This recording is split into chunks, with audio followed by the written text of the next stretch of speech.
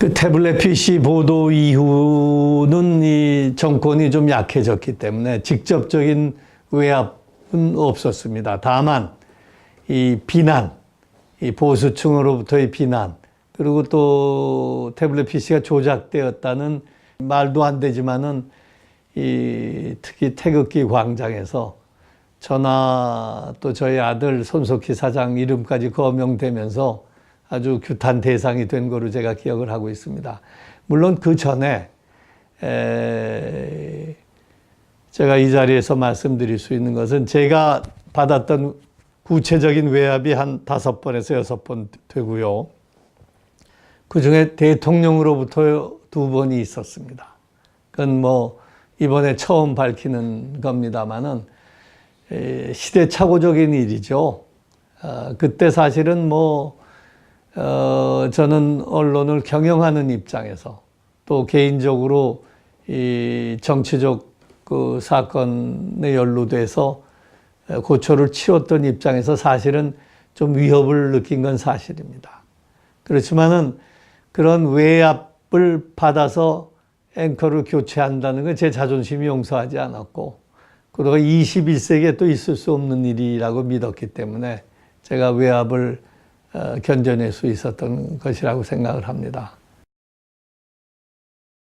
홍석현 전 중앙일보 JTBC 회장이 지난 4월 16일 유튜브에 2분짜리 영상 올렸습니다.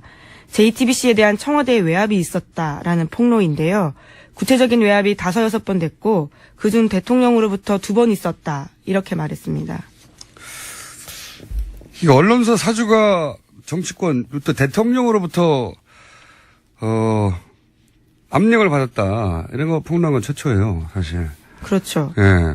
게다가 구체적으로 몇 번이 있었고 2번은 대통령이 직접 했다. 뭐 그럴 것 같다는 추정만 있었지. 당사자의 그렇죠.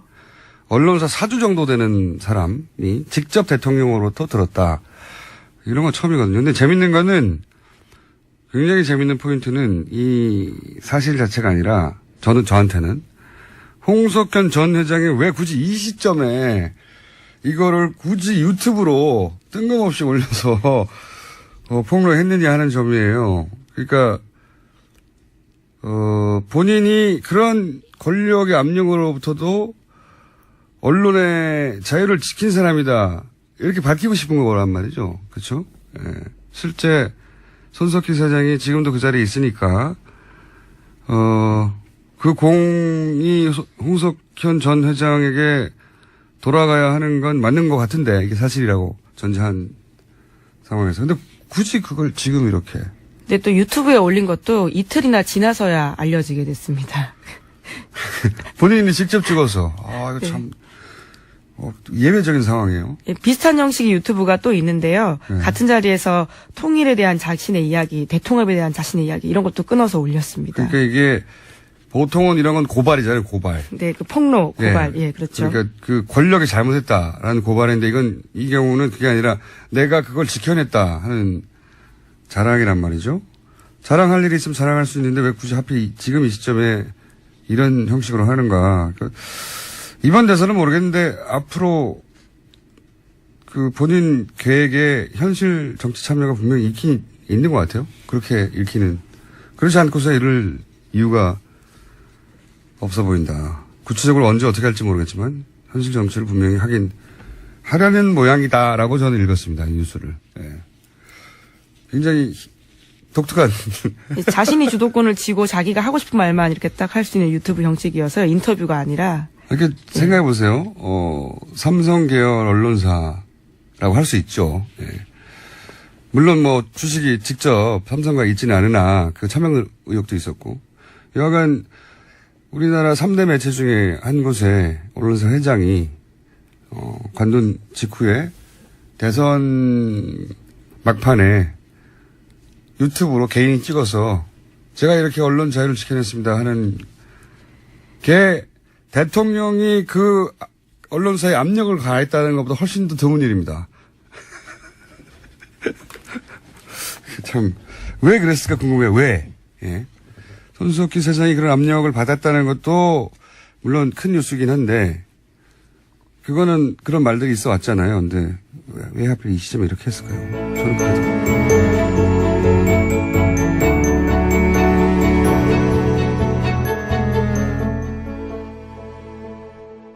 주미대사를 제가 그만두기로 결정이 됐을 때 아침 프로를 진행하던 손석희 당시 프로그램 진행자가 저희 집사람한테 전화 걸고 저하고 인터뷰를 하게 해달라는 그런 부탁을 아마 집요하게 했던 모양입니다. 근데 저희 집사람이 받은 인상은 그렇게 집요하게 프로페셔널리즘을 발휘하면서도 예의를 잃지 않았다.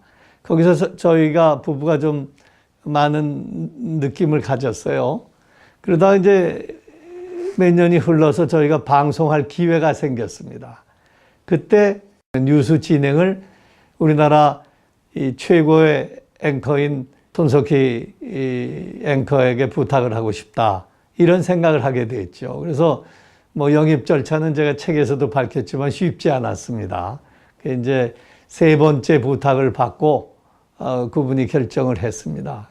제가 이제 같이 일하게 된 벌써 4년이 됐는데 가장 큰 장점은 자기 관리가 철저하다.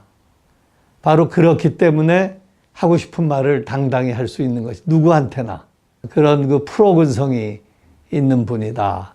그분한테 편집권을 맡겼고 위임했고 제가 부탁한 거는 이제 민주적 리더십을 발휘해달라. 또 본인은 거기에 화답을 하기를 거기에 플러스 품격과 공정성을 가지고 보도를 하겠다. 그래서 여태까지 이렇게 잘 해왔습니다.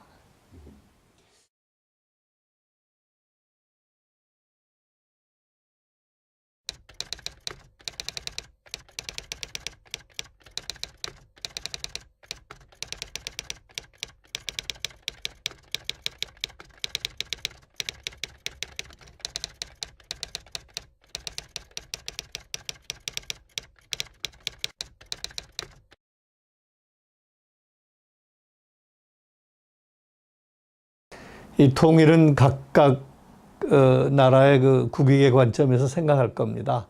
또 다 통일에 찬성한다고 입으로는 얘기를 합니다만은 저는 제일 중요한 것은 우리가 한반도의 통일을 어떻게 만들어 갈 것인가 하는 독자적 시각을 우선 확실하게 해두는 게 더 중요한 문제가 아니겠느냐.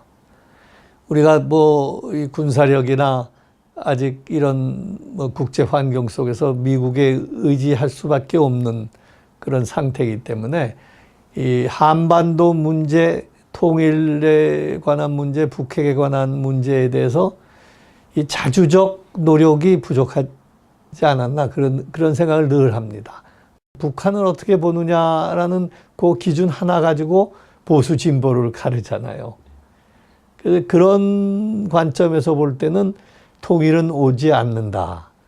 그래서 이 문제에 관해서는 여야를 떠나서 국민적 합의를 만들어내야 된다. 적어도 이 북한을 어떤 시각으로 보고 이 북핵 문제와 교류 협력 문제 이거를 아주 치밀하게 분석하고 종합을 한 어떤 대북 정책 이것을 만들 때가 되었다.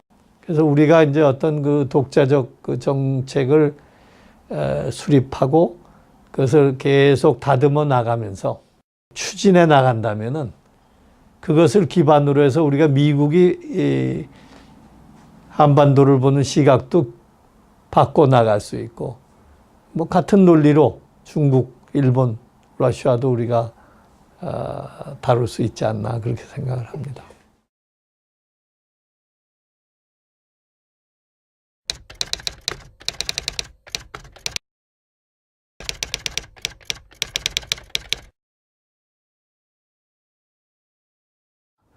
또 하나의 위기는 말이죠. 저는 안보 위기라고 생각을 합니다. 그런데 어떻습니까? 요즘 대선 국면에서나 우리 국민이 느끼는 그런 인식에서는 이러한 위기감을 전혀 느끼지 않고 있어요. 물론 우리가 너무 오랫동안 북한의 위협 속에 살다 보니까 설마 하는 그런 마음이 있으리라고 생각합니다. 우리 국민들은 다 잊어버렸죠. 94년에 영변 핵시설 폭격 문제로 사실 한반도의 전쟁 위협이 최고조에 달한 적이 있습니다. 94년과 비교하면 2017년에 지금 한반도의 긴장 상황은 제가 보기에는 10배 이상이라고 생각합니다. 지금 미국도 이제 트럼프 행정부가 들어왔습니다. 그런데 여기에 북핵 정책, 대북 정책에 대해서 아직 확고한 로드맵이라고 그럴까, 마스터 플랜을 갖고 있지 않아요. 제가 평소에 늘 주장하듯이 우리가 대북 정책, 또 북핵 정책까지 포함해서 정당 차원이 아닌, 정권 차원이 아닌 국가 차원의 정책을 만들어 가야 된다고 생각합니다. 정말 대토론을 하고 대타협을 해서 대합의를 이루어내야 됩니다. 그것이 없으면은 우리가 이루어놓은 모든 경제적 성과가 하루아침에 잿더미로 변할 수 있는 그런 위험성을 안고 갈 수밖에 없다는 점을 강조하고 싶습니다. 우리나라 3대 매체 중에 한 곳에 언론사 회장이 관둔 직후에 대선 막판에 유튜브로 개인이 찍어서 제가 이렇게 언론 자유를 지켜냈습니다 하는 게 대통령이 그 언론사에 압력을 가했다는 것보다 훨씬 더 드문 일입니다. 참, 왜 그랬을까 궁금해요. 왜? 예. 손석희 사장이 그런 압력을 받았다는 것도 물론 큰 뉴스긴 한데 그거는 그런 말들이 있어 왔잖아요. 근데 왜 하필 이 시점에 이렇게 했을까요? 저는 그게 더 궁금합니다. 이 비난, 이 보수층으로부터의 비난, 그리고 또 태블릿 PC가 조작되었다는 말도 안 되지만은 특히 태극기 광장에서 저나 또 저희 아들 손석희 사장 이름까지 거명되면서 아주 규탄 대상이 된 거로 제가 기억을 하고 있습니다. 물론 그 전에 제가 이 자리에서 말씀드릴 수 있는 것은 제가 받았던 구체적인 외압이 한 5번에서 6번 되고요. 그중에 대통령으로부터 2번이 있었습니다. 그건 뭐 이번에 처음 밝히는 겁니다마는 시대착오적인 일이죠. 그때 사실은 저는 언론을 경영하는 입장에서 또 개인적으로 이 정치적 그 사건에 연루돼서 고초를 치렀던 입장에서 사실은 좀 위협을 느낀 건 사실입니다. 그렇지만은 그런 외압을 받아서 앵커를 교체한다는 건 제 자존심이 용서하지 않았고, 그리고 21세기에 또 있을 수 없는 일이라고 믿었기 때문에 제가 외압을 견뎌낼 수 있었던 것이라고 생각을 합니다. 홍석현 전 중앙일보 JTBC 회장이 지난 4월 16일 유튜브에 2분짜리 영상 올렸습니다. JTBC에 대한 청와대의 외압이 홍석현 전 회장이 왜 굳이 이 시점에 이거를 굳이 유튜브로 뜬금없이 올려서 폭로했느냐 하는 점이에요. 그러니까 본인이 그런 권력의 압력으로부터도 언론의 자유를 지킨 사람이다 이렇게 밝히고 싶은 거란 말이죠. 그렇죠? 예. 실제 손석희 사장이 지금도 그 자리에 있으니까 그 공이 홍석현 전 회장에게 돌아가야 하는 건 맞는 것 같은데 이게 사실이라고 전제한 상황에서. 근데 굳이 그걸 지금 이렇게.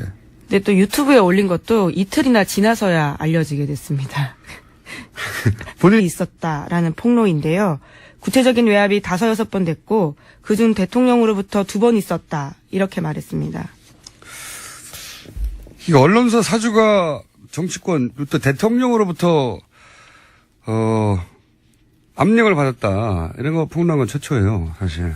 그렇죠. 예. 게다가 구체적으로 몇 번이 있었고 2번은 대통령이 직접 했다. 그럴 것 같다는 추정만 있었지. 당사자의 그렇죠. 언론사 사주 정도 되는 사람이 직접 대통령으로부터 들었다. 이런 건 처음이거든요. 근데 재밌는 거는 굉장히 재밌는 포인트는 이 사실 자체가 아니라 저한테는